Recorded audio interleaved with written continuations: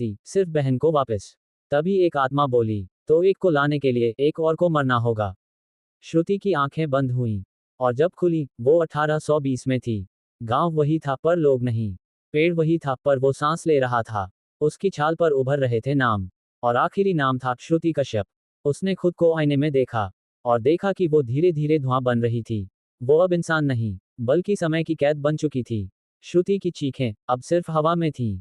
उसकी डायरी का आखिरी पन्ना अब खुद बदल गया था। अब कोई मत आना, काल वृक्ष तुम्हें बुला रहा है।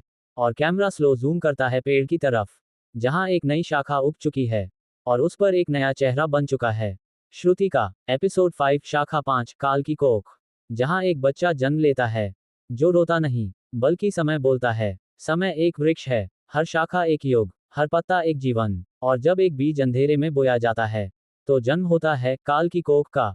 श्रुति के गायब होने के 1 महीने बाद गांव में जन्मा एक बच्चा, पर वो रोया नहीं। उसकी सांसों में बस गूंजती थी घड़ी की टिक टिक। उसका नाम रखा गया आर्यन। पर डॉक्टर बोले, उसके दिल की धड़कन में समय उल्टा चल रहा है। हर दिन उसकी उम्र घट रही थी, जैसे वो भविष्य से पैदा हुआ हो और अतीत में जा रहा हो। एक रात आर्यन ने पहली बार मुंह खोला, पर शब्द नहीं बोले, बल्कि बोला, वो लौट रहा है तांत्रिक। गांव में फिर से दिखा वो पेड़, पर अब उसकी शाखाएं आसमान तक नहीं, जमीन के नीचे बढ़ रही थीं। और हर शाखा के नीचे एक आत्मा दबी थी। आर्यन जब भी सोता, उसके सपनों में एक स्त्री दिखती, श्रुति, जो कहती, मैं तुझे समय के बाहर से देख रही हूं। एक रात आकाश लाल हुआ, और पेड़ की छाल फटने लगी।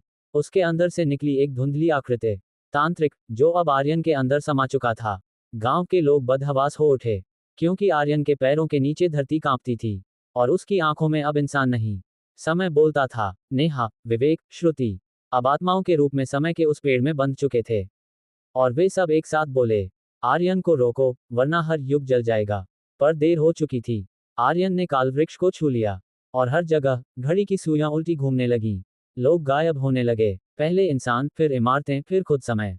अब केवल एक ही चीज बची थी, पेड़ और वो बच्चा। आर्यन की आंखें बंद हुईं, और उसने कहा, अब अगला बीज तुम हो जो ये सुन रहा है। स्क्रीन ब्लैक होती है, और आखिरी टेक्स्ट आता है, क्या तुम तैयार हो शाखा 6 बनने के लिए? अगर आपको ये कहानी पसंद आई हो तो लाइक करें, सब्सक्राइब करें और कमेंट में बताएं।